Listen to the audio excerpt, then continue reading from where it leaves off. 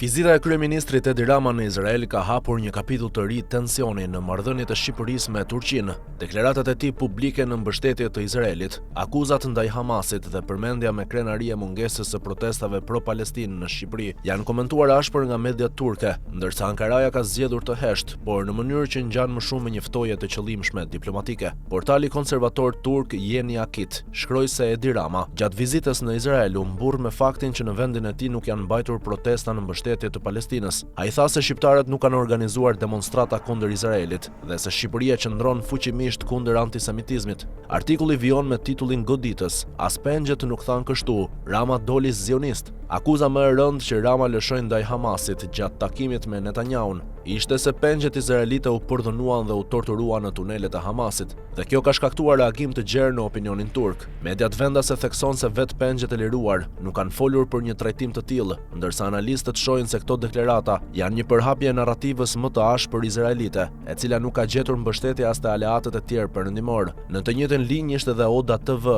dhe raportoi se Rama gjatë fjalimit në parlamentin izraelit lavdëroi kryeministrin Netanyahu dhe madje bëri shaka me Mossadin, gjë që u konsiderua si e papërshtatshme në një forum zyrtar. Deputetët arab të Knesetit bojkotuan fjalimin e Ramës në shenjë proteste ndaj qëndrimeve të tij, ndërsa Instituti i Mendimit Strategjik raportoi se reagimet e kryeministrit shqiptar shkaktuan zemërim të hapur edhe mes përfaqësuesve politik të komuniteteve arabe në Izrael. Media turke e ka interpretuar vizitën si një akt të qartë pozicionimit të Shqipërisë në krah të Izraelit, në një kohë kur agresioni në Gaza ka ngritur alarmin për shkelje të rënda të drejtave të njerëzit. Lutja e Ramës në murin e Lotëve, një vend simbolik për besimin hebre, është përkthyer nga komentatorët turq si një mesazh i koduar i rreshtimit me Tel Avivin dhe kundër çdo forme solidariteti me Palestinën. Megjithëse deri tani nuk ka pasur asnjë reagim zyrtar nga autoritetet turke, heshtja e Ankaras është përkthyer në qarqet diplomatike si mosaprovim i thellë që mund të sjellë pasoja në raportet dypalçe. Turqia, një mbështetëse e deklaruar e kauzës së Palestinës, ka ndërtuar ndër vite një marrëdhënie të fortë me Shqipërinë, veçanërisht përmes bashkëpunimit ekonomik dhe investimeve strategjike. Nëse deklaratat e Ramës kanë qenë lëvizje e qëllimshme